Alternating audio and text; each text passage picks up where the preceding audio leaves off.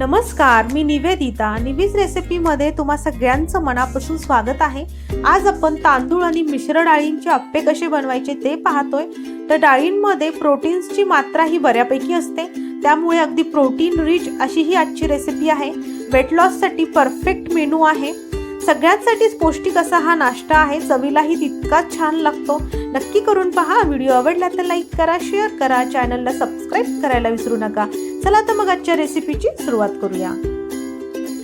आज आपण तांदूळ आणि मिश्र डाळींचे अप्पे कसे बनवायचे ते पाहतोय. प्रोटीन रिच अशी ही आजची रेसिपी आहे. वेट लॉससाठी तर अगदी परफेक्ट अशी रेसिपी आहे. जरूर ट्राय करून पहा तुम्ही. तर सगळ्यात आधी आपण लागणारं साहित्य बघूया की ह्या अप्प्यांसाठी आपल्याला काय काय लागणार आहे. तर 2 कप इथे तांदूळ घेतलेले आहेत.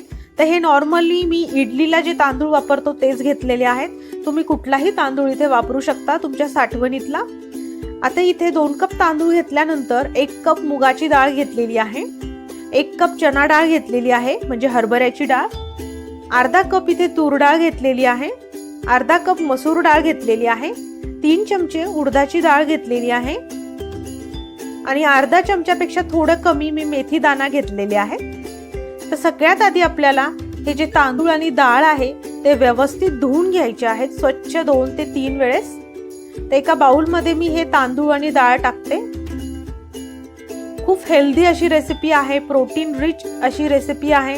भरपूर डाळींचा, जवळपास सगळ्याच डाळींचा आपण इथे समावेश केलेला आहे, त्यामुळे अगदी सगळ्यांसाठीच पौष्टिक अशी रेसिपी आहे. लंच बॉक्समध्ये, ब्रेकफास्टमध्ये तुम्ही कधीही हे अप्पे बनवून खाऊ शकता. तर आता ह्या ज्या डाळी आहेत आणि तांदूळ आहेत मी एका बाउलमध्ये टाकलाय.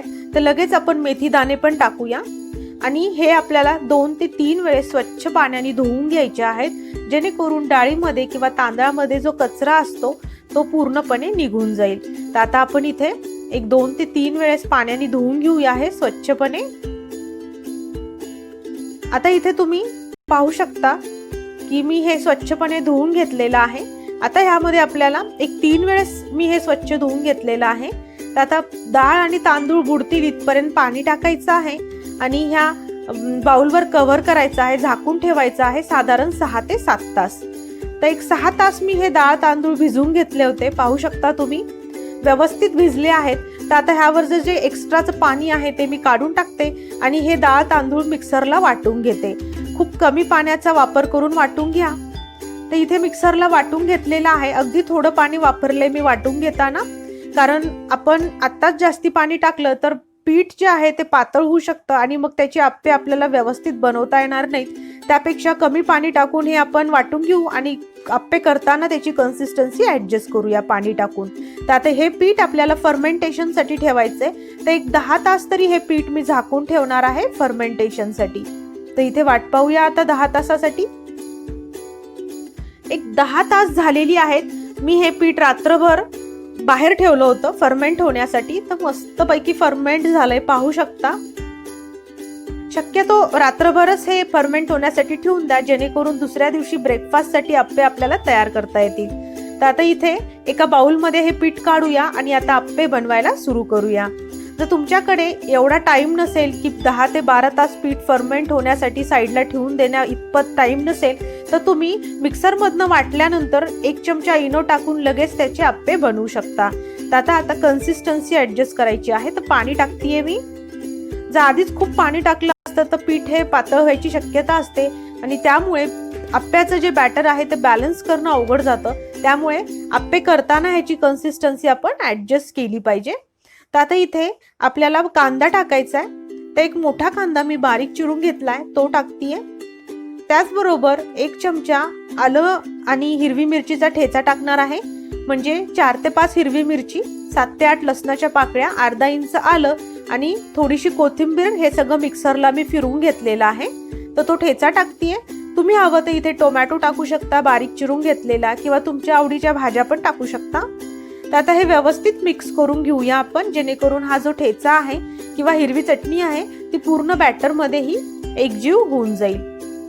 चवीपुरतं मीठ टाकणार आहोत. आता इथे आपण एक चमचा साधारणतः मीठ टाकलेलं आहे. तर आता व्यवस्थित मिक्स करून घेऊया. थोडंसं पाणी मी अजून टाकते, कारण मला पीठ थोडं घट्ट वाटतंय म्हणून.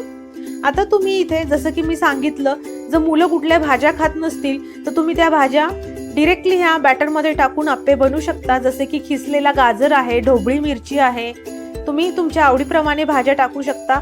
तुम्ही चिरलेला पालक पण टाकू शकता. तर आता हे पीठ आपलं तयार आहे. अप्पे पात्र मी गरम करत ठेवले. तर प्रत्येक कॅव्हिटीमध्ये मी एक साधारणतः एक ड्रॉप तेलाचा टाकतीये. आता सगळे मोल्डमध्ये मी तेल टाकलंय कॅव्हिटीमध्ये. तर आता बॅटर टाकू आपण अप्प्याचं. एक चमचा असं बॅटर टाकायचंय. शक्यतो चमच्याचाच वापर करा, जेणेकरून असं व्यवस्थित बॅटर कॅव्हिटीमध्ये फिलअप होईल. तर आता सगळ्याच कॅव्हिटी मी मध्ये बॅटर फिलअप करून घेतलंय. तर आता इथे मी झाकण लावते आणि एक 3 ते 4 मिनिटं हे आपण व्यवस्थित फ्राय करून घेऊया किंवा भाजून घेऊया. तर आता झाकण काढलंय मी. तर एक 2-3 मिनिटं झाली आहेत. तर आता हे अप्पे पलटी करण्याच्या आधी परत थोडंसं तेलाने ब्रशअप करूया. थोडंसं एक थेंब तेल सोडूया, जेणेकरून ही बाजू पण व्यवस्थित खरपूस अशी भाजल्या जाईल. तर आता तेल लावून झालेलं आहे. एका स्टिकच्या मदतीने हे अप्पे पलटी करूया. तुम्ही चमच्याचा वापरही इथे करू शकता. तर आता हे अप्पे पलटी करून एक 2 ते 3 मिनिटं साधारणतः खालची बाजू पण आपण भाजून घेणार आहोत. तर आता इथे आपल्याला एका बॅचला साधारणतः 5 ते 6 मिनिटं लागतात आणि व्यवस्थित असे भाजून घ्यायचे आहेत, जेणेकरून मस्त खरपूस असे अप्पे भाजल्या जातील. आता इथे मी हे जे अप्पे आहेत ते बनवून तयार आहेत. तर आता एका प्लेटमध्ये मी काढणार आहे. ते पाहू शकता मस्त कलर आलाय दोन्ही साईडनी.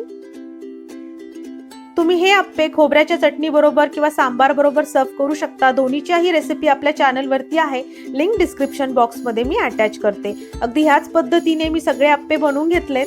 तर व्हिडिओ आवडला तर नक्की लाईक आणि शेअर करा. Thank you for watching. Please like, share and subscribe and also press the bell button.